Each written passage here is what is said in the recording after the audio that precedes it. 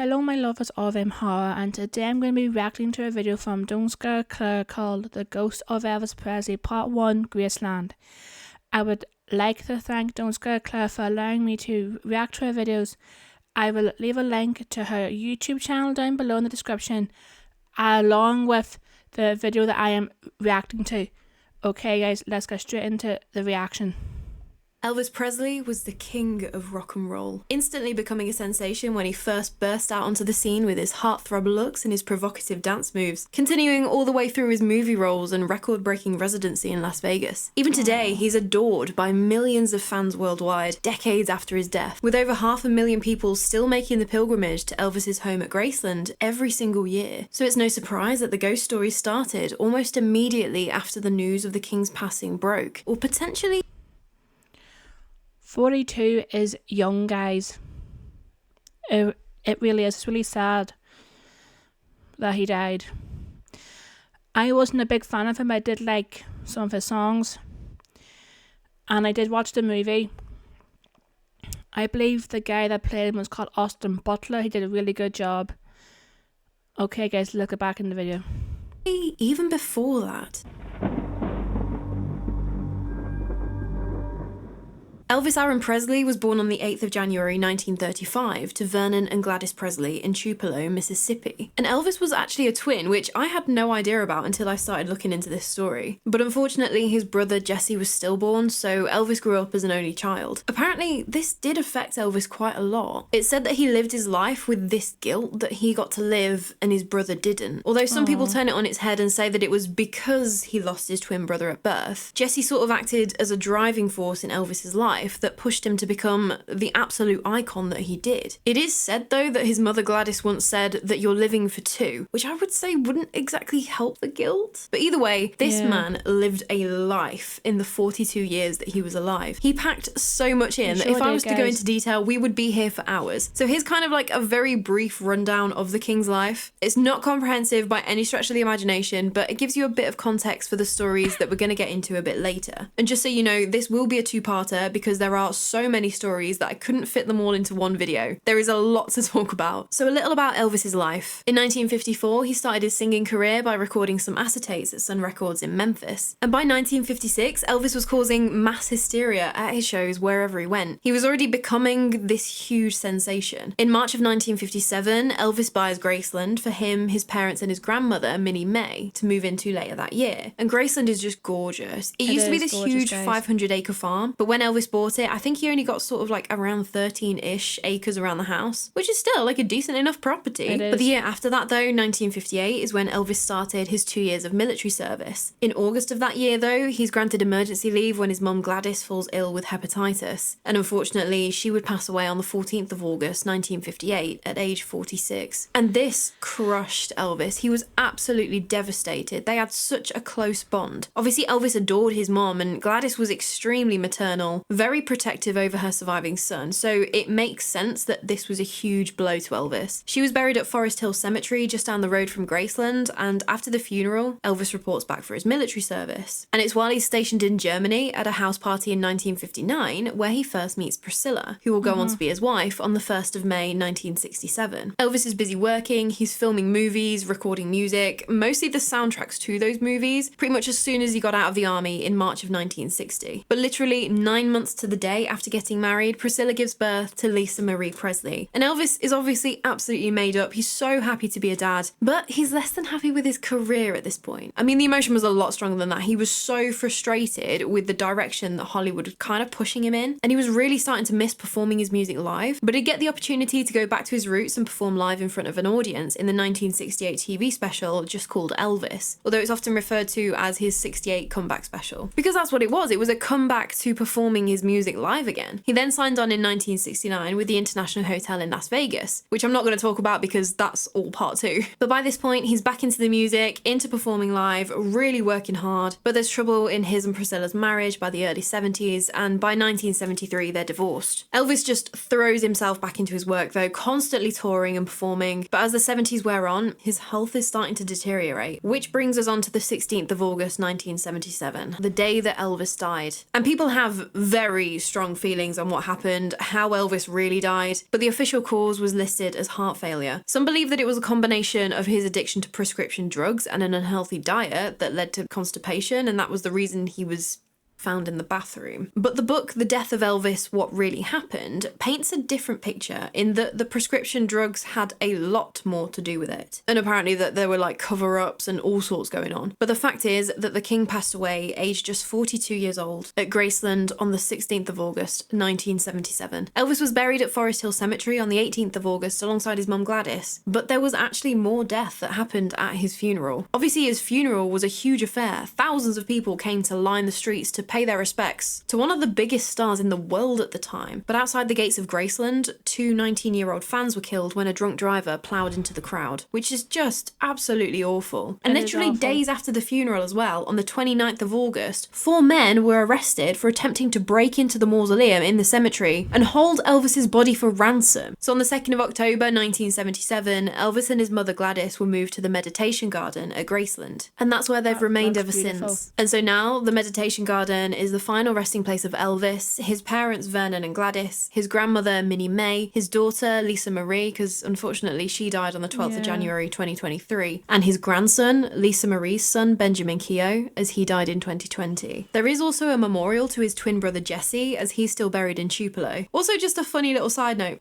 it's not funny, haha, but it's just a side note. Lisa Marie actually made a reference in one of her songs, Lights Out, about this meditation garden, calling it the Dam Back Lawn, referencing how there was a spot waiting for her. Which, yeah, I can kind of understand, because yes, it's nice that all the family are back together in death, but looking at it, knowing that one day you're going to end up there, and now that she is there, I can imagine it's a pretty morbid reminder in your family garden. That said, Lisa Marie's mother, obviously Elvis's ex-wife Priscilla, she's apparently also got a spot waiting for her in the meditation garden when she passes away too. And so going back to 1977, almost immediately after Elvis's death, the ghost sightings started. And you've got to remember, this is the 70s. There's no internet. People couldn't share these stories of encounters that they've claimed have happened for a few social media likes or whatever, which I really think helps to hold a little bit more credibility to the stories that multiple people have claimed. And so the first story is potentially one of the most compelling stories, and actually happened before the news had even broke that Elvis had passed away. It happened to one of the farmers who lived on a farm close by to Graceland. And so while Elvis was still alive, he'd visited this farmer and his wife a few times. They weren't like close mates or anything like that, but they were just very neighbourly kind of thing. Elvis would always drive his car around when he was visiting them, so the farmer would always be alerted because obviously he would hear a car coming up his driveway. The day that Elvis died, the farmer was out just looking after a calf that had gone and injured itself, and he just happened to look up and saw Elvis walking up the drive towards him.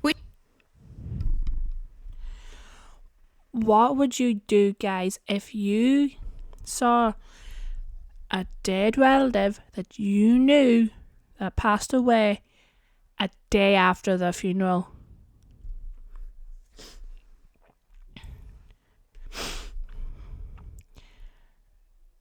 You'd be shocked.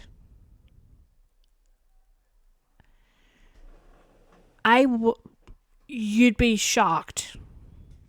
That's all you'd be. Like, some people would probably try and talk to the person, but still, that's terrifying. Apparently, the gardener of Elvis saw him the day after his funeral and up his drive. What can my dad says? I don't know. Crazy, isn't it?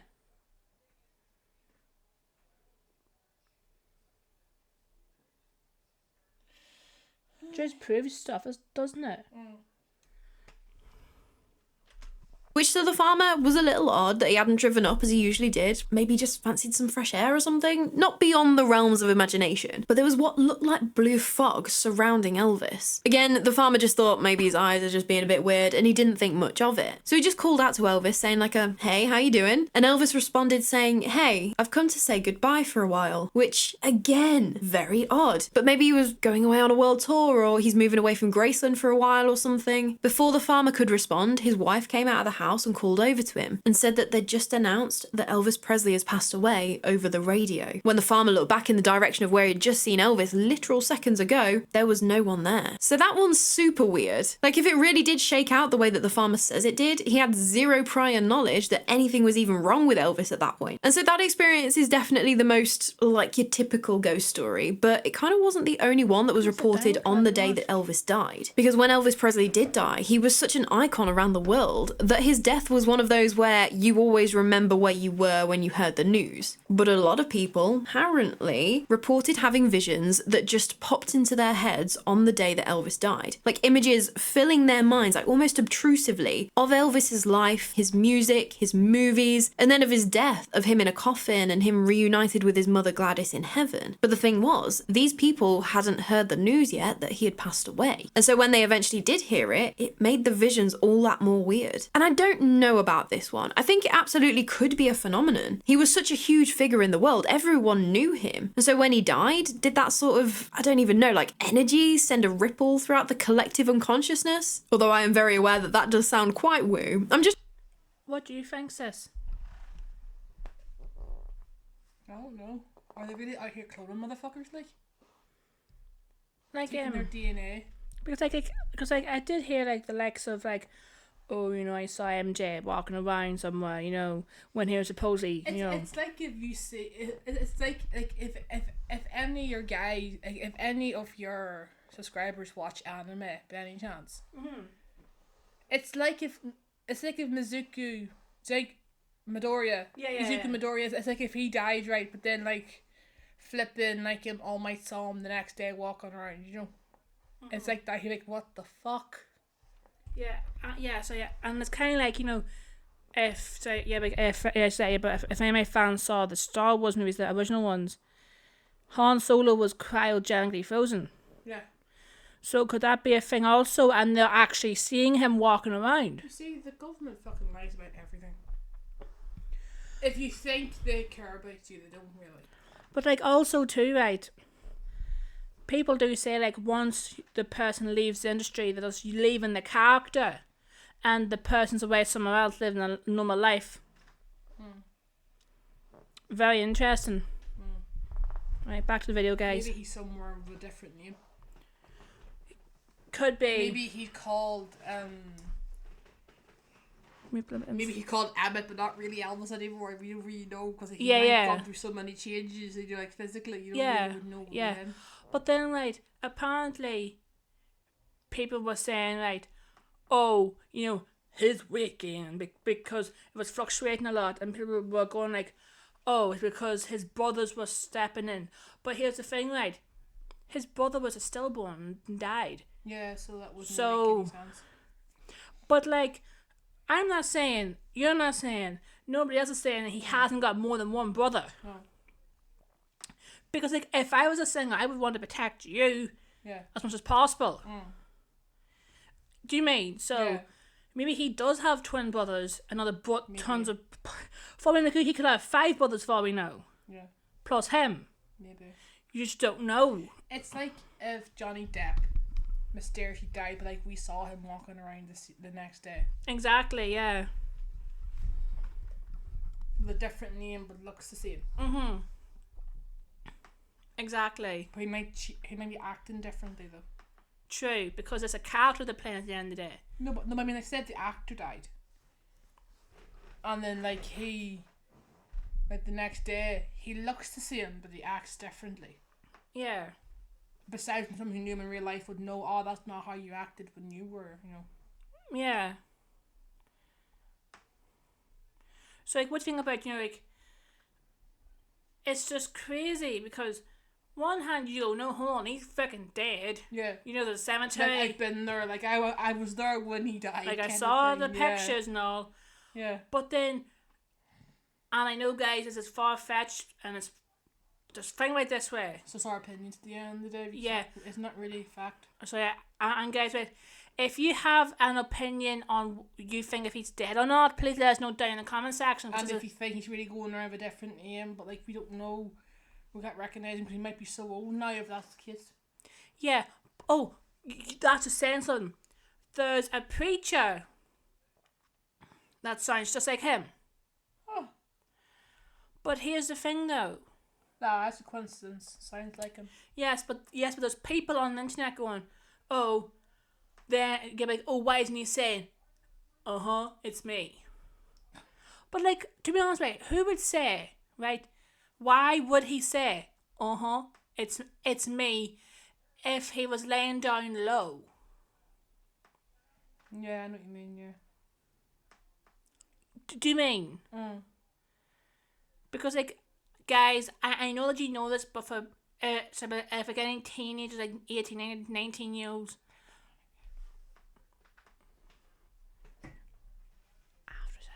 do you like, if like any younger viewers are watching me,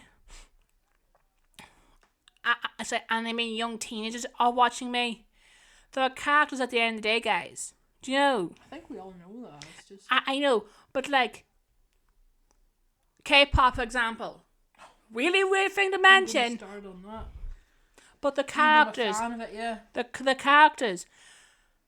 Taeyeon can be all happy and peppy, right? But when she goes happy and peppy every day. But when she goes home, do you mean she could be dealing with severe mental health for all we know?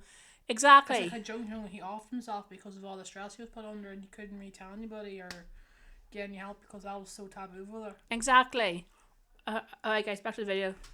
Just trying to rationalise how that could have worked. Because apparently this was multiple people that had reported it who didn't have any sort of close personal connection with him. But that's another thing. I don't know who these people are. They're just apparently people. Obviously though, it could just be that people are remembering it wrong and that they had actually heard something on the radio that didn't actually register. Or they heard an Elvis song because radio stations everywhere were just playing Elvis songs on repeat in tribute to him. I don't know. I thought I'd include it here anyway because it did still seem odd if they really hadn't heard the news like these people claimed, and they were having some kind of psychic visions of his death before it had been announced. That is just very weird. But don't worry, we've still got plenty of the more standard paranormal stories surrounding the king to chat about. But if he was wanting to contact somebody, wouldn't he go and contact his daughter? Because like, if he's in some kind of witness protection, I don't think he would. No, I mean his ghost. Like, I get it, right? Okay. If anyone believes in that kind of thing, say it is. I'm not saying it isn't, say if it is. He would have by now. But like, or also too, before or even after. We don't know. He could have been trying to contact and go, "Hey, it's me." You know. Yeah, but like she probably wouldn't have known. Couldn't hear him. Still, you can't hear him. It's just. Alright, back to video, guys. Sorry. About standard, as if anything in the paranormal is standard.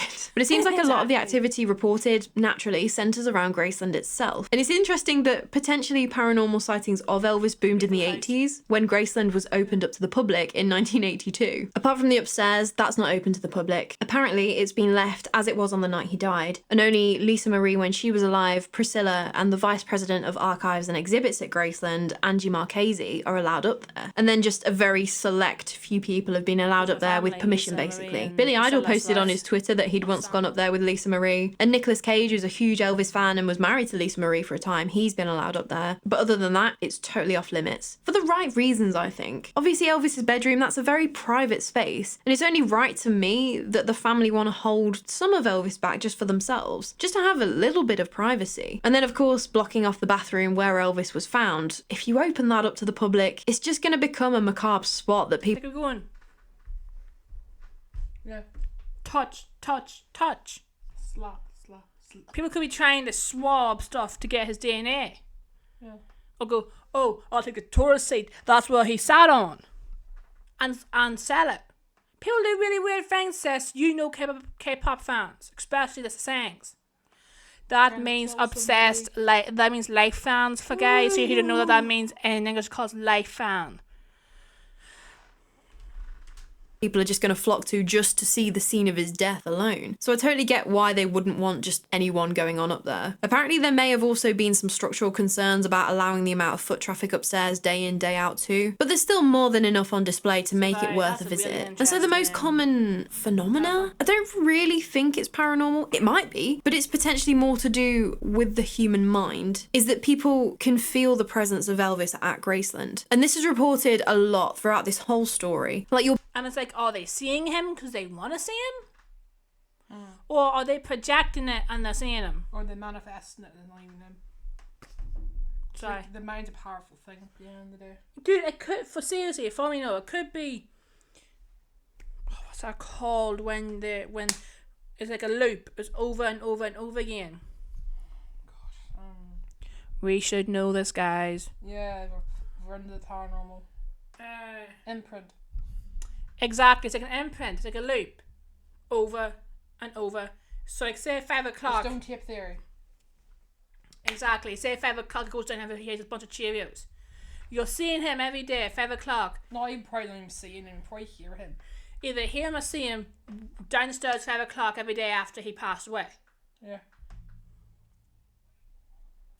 You'll be at Graceland and then get the feeling that he could just come trotting down the stairs, or you'll turn a corner and come face to face with him at any point. So much so that Angie Marchese says that when she comes in the morning, she's... Oh no, sorry, Clever. As you said, she said it. Yeah. You could be going, because you feel him. It's like when my mum passed away. Yeah. We heard things like whenever she would drop the controls in real life, like, I'm sorry for anyone who doesn't believe it. You can't tell me I respect anybody, but like our mum used to always drop the controls on accident. Yeah. When she passed away, like it didn't happen all the time now. Yeah, but you heard it. Sometimes we heard it and I'm coming downstairs and I'm like, what the? You know, so. But like, what Dunsker Claire said, right? People were expecting to see him come downstairs because they felt him. They were expecting to just because you feel him doesn't mean you'll always see him. Yes, but like also too, right? Like they were expecting him to come down. They were expecting to turn the corner. Expecting it to happen. Yeah, it's like they were expecting to turn the corner, and he'd be sitting there playing a piano. What do you mean? Like it's like people think, oh, God wants to put someone down there. It's not that. It's just people in life make shitty and fucking fucked up decisions. Yes, but with say like someone, you can't blame God because like free will thing. I mean, yeah, like he might have his weight thing he couldn't have probably controlled that if that was a thing. I'm just trying to give an example. Yeah, but then also right, he had a really shitty manager, like, and he wasn't a manager, he was a carny manager. Reminds me of the manager from that movie Bohemian Rhapsody that was in charge of... I think he was way more tamed than Elvis's manager. I'm just saying. But at least Freddie Mercury's manager was an actual manager. It's not like Elvis' manager was feeding him the drugs or anything. Well, says you saw the movie and there was a part in the movie where he went to the doctor, you go upstairs and you give him this because he's going to go what out. The actual conversation was. The doctor could have probably tried and told him, you can't do that. No, I can't do it. That's morally that's against my ethics. I can't do that. You didn't really know all the conversation they had. True. She says, good morning, Elvis. And then when she goes home at night, she always says, good night, Elvis. Like I say, could be something to it. Or it could just be that Graceland has been preserved pretty much how it was when Elvis lived there. And there's all of these items of Elvis still there. Of course, it's going to somewhat feel like he's there with you. I don't know, I could be entirely wrong and he is still hanging around Graceland. But apparently for a few tour groups, that has actually been their reality. Especially for a tour group in 1988. And so the tour at Graceland works like the guide will take you around the house, obviously not upstairs, but going room to room and giving you all the information. And then you're left to just freely roam about in your own time for a little bit and explore for yourself. There was this one tour group in 1988 where they'd got to the point where they were all going off and exploring on their own. And as they were trickling back through to the tour guide, these visitors kept saying things like, oh, that Elvis impersonator you've got is amazing. Just like the real thing, looks spot on, the sideburns, the hair, everything. Answering all of our questions, so polite and really getting into character. Imagine going to Freddie Mercury's home. Yeah. And you knew that motherfucker's dead. Yeah. You know he's gone. Yeah. And you think it's an impersonator, but then the tour guide's going, oh no, that's not an impersonator. Yeah. How would you know that? Exactly. You like... Like, sorry guys, such as poisonous, maybe like, like, them people are saying, like, yeah, a minute, you are not around him whenever he is not on stage, so how the F would you know, oh, that's him? No, but like also too, If it's the way he acts. Yeah, but like if that was the case, right, the tour manager would know an impersonator was there. Yeah.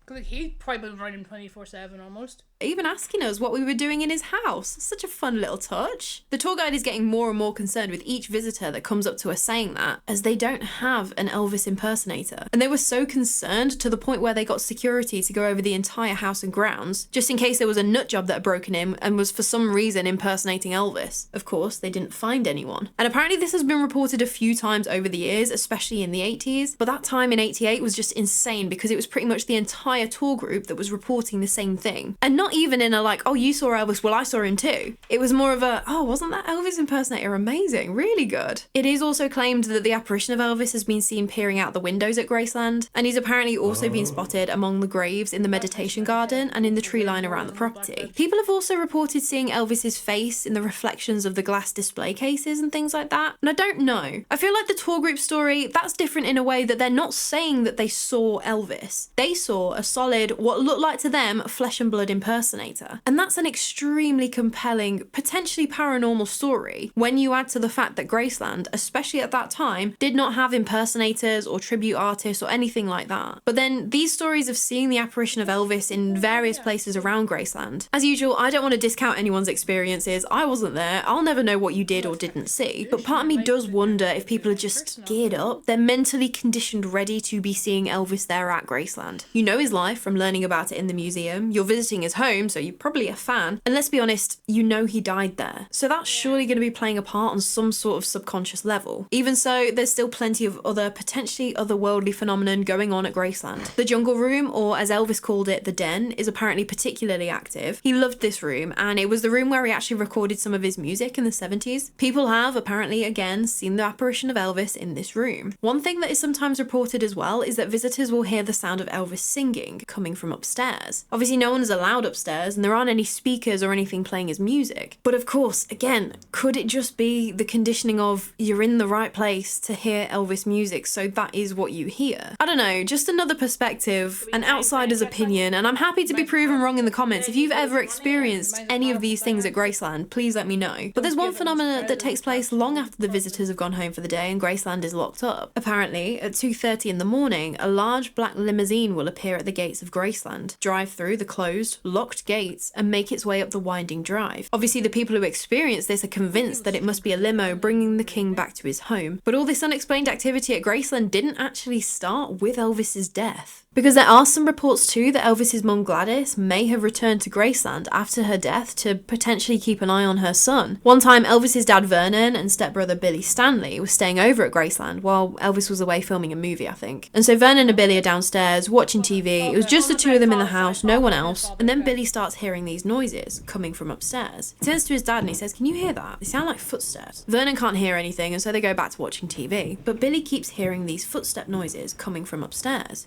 He's like, "Are you sure you can't hear these? They're really clear." Vernon's still adamant he can't hear anything, like, stop, there's no noise, don't be so silly and just watch the damn TV. But all the while, Billy can still hear these footsteps going overhead. When Elvis eventually comes back home after wrapping up filming, Billy talks to him about that night when he was watching TV with Vernon. He swore that he could hear these noises. They sounded just like footsteps. Do you know what they are? Elvis just goes, "Oh, you don't need to worry about them. That's just Mom." So yeah, apparently Gladys was already haunting Graceland before Elvis. Imagine that, dude. What?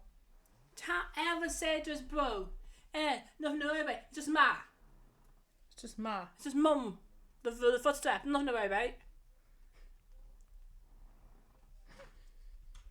Elvis died, making her presence known that she was still around. Which is just a nice little story, isn't it? But with Elvis Presley, his ghost sightings are certainly not confined to just Graceland alone. Apparently, and this one is a big apparently, it's said that the figure of Elvis has been seen at his childhood home in Tupelo, Mississippi. But that's all there is to this story. There aren't any other details to add. And I really don't know about this one. Could he have been going right back to his roots because of this house being the only connection with his twin brother? I don't know, that kind of seems to be the only reason why I could think that something potentially potentially paranormal may happen here. But I think it's probably, again, got more to do with the fact that it's his birthplace. And again, people's minds are going to be primed to see the ghost of Elvis here. Maybe, I don't know. There is another spot from Elvis's past that is apparently haunted, because when Elvis was a teenager, the family moved out to Memphis from Mississippi and were living in Lauderdale Courts, apartment 328, between 1949 and 1953. Nowadays, the apartments have been completely redone and renamed to Uptown Square Apartments. They were actually saved from complete demolition by Elvis fans and historians. But back before the renovations, in 1995, a woman called Annette Neal was living in Elvis's old apartment, where he'd lived with his family as a teenager. Apparently, she was adamant that her apartment was haunted by Elvis. She said that she'd catch glimpses of Elvis around the apartment, weird things would happen, objects would move, cold spots, and again, like so many other places, she felt that presence of Elvis. There was a time not too long ago where you could go and rent out this apartment, now that it's all been redone and everything, but I'm not really sure if that's still the case now. There was another house in Memphis which was potentially haunted by the king, although this one may have had more to do with the person rather than the place, because Elvis did actually buy one of his cooks, Mary Jenkins Langston, a house in Memphis, which she stayed living in until she died on the 30th of May 2000. And Mary worked for him for a long time, from the 60s up until his death, and a little beyond that I think. She did a little cooking and cleaning for Graceland after he had passed away. But Mary claimed that she too was haunted by Elvis. She was adamant that he was there playing pranks on her at her home. Interestingly, it was usually in the bathroom where most of the activity would happen. Apparently she'd be washing her hands or putting on her makeup, obviously using the bathroom mirror, and she'd see Elvis in the reflection of the mirror standing right behind her. She'd turn around and of course no one would be there. Other times she'd be in the bathroom completely alone. There's not another living soul in the entire house, and she'd hear someone knocking on the bathroom door. She'd go out into the hall, but she already knew she wasn't going to see anything out there. Anytime she'd have a nap, whether it was at her house or at Graceland on her breaks, she'd always be woken up by the feeling of someone pulling on her toes. And she blamed Elvis for that too, kind of like saying, oh, the boss man's saying break time's over, get back to work. Which, considering she felt it at Graceland too, makes me think it is more about Mary rather than the house. Kind of like he's looking out for the people that were close to him maybe. Like the story from D. Stanley Presely, his stepmother, who Vernon married after Gladys died. She claimed that in 1978, she answered the phone and had a conversation with a man who didn't identify himself, but sounded awfully similar to Elvis. She didn't go into detail about what the conversation was, but apparently this unknown caller knew things about the family and about Elvis that only someone in the family would know. But then even people that didn't have a personal connection to Elvis have apparently had experiences with him after his death.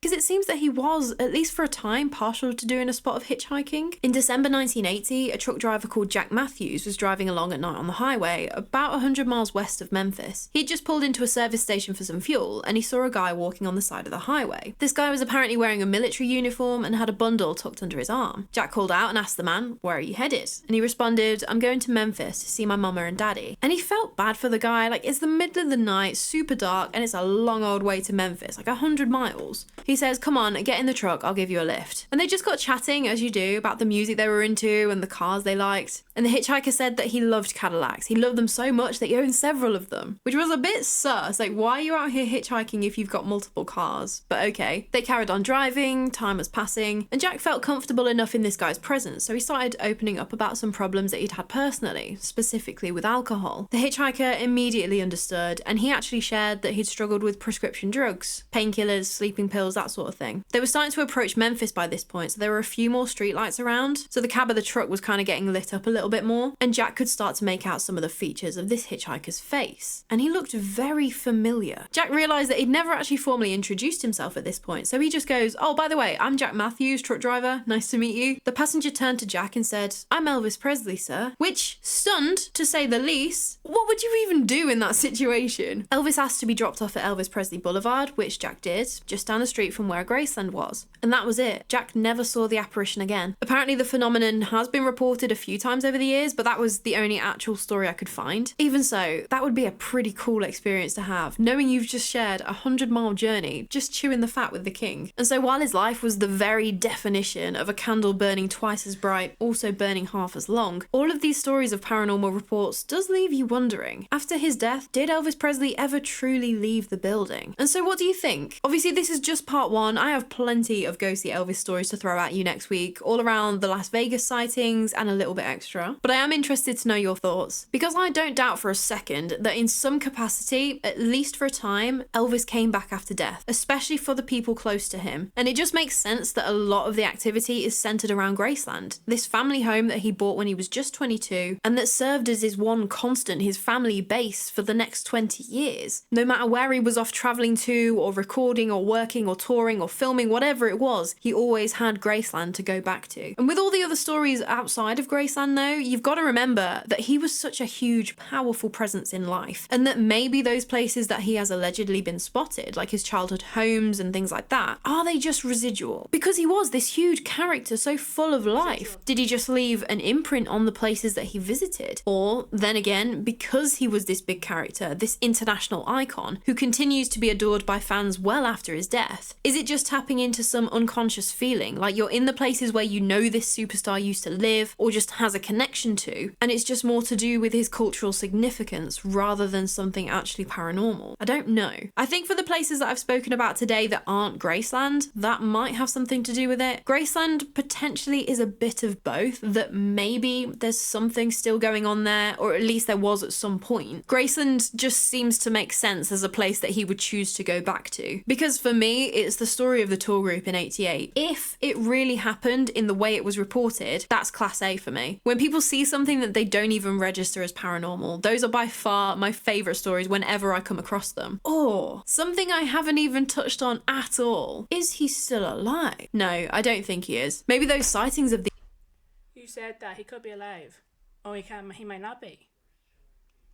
The alleged Elvis that faked his own death were actually paranormal, and people were just seeing a ghost instead. Who knows? But if you enjoyed this story, which I really hope you did, because I'm not done talking about the king of rock and roll, please do leave this video a like. I went through a time in my childhood where Walking in Memphis was my favourite song, which actually references the ghost of Elvis. And like the weird little kid I was, that's when I started reading about the stories of Elvis haunting Graceland. And so when I started doing the research for this one, the story just kept getting bigger and bigger, and there were more and more connections that I have to talk about. So next week will be another very interesting one. At least I think it's interesting. I know you think it's interesting too, otherwise you wouldn't be watching me. And so obviously it's going to have a lot to do with Elvis, but a little bit more as well that I'm going to spoil you with, because I'm nice like that, but all will be revealed. And so if you don't want to miss it, maybe hit subscribe and make my day. But anyway, that is all from me today. I cannot wait to chat with you more about the morbid, mysterious and macabre. So until next time, sleep safe. Okay guys, thank you so much for watching this video. Also, thank you very much to Don't Scare Claire for allowing me to react to her videos. I will leave the link to the video down in the description down below, so you can go watch it yourself. Please give her a subscribe, and also please, if you want to, please subscribe to me and subscribe to my sister. Also, I'll leave a link to her YouTube channel down below. Also, I have a Discord and I have an Instagram where I will be in the future on my Discord watching full-length horror shows and horror movies. So if you're into that kind of thing, I will leave both of the links down the comment section. Down in the description. Thank you. Down in the description down below. Have a very spooky and terrifying day, and I'll see you next time. Bye.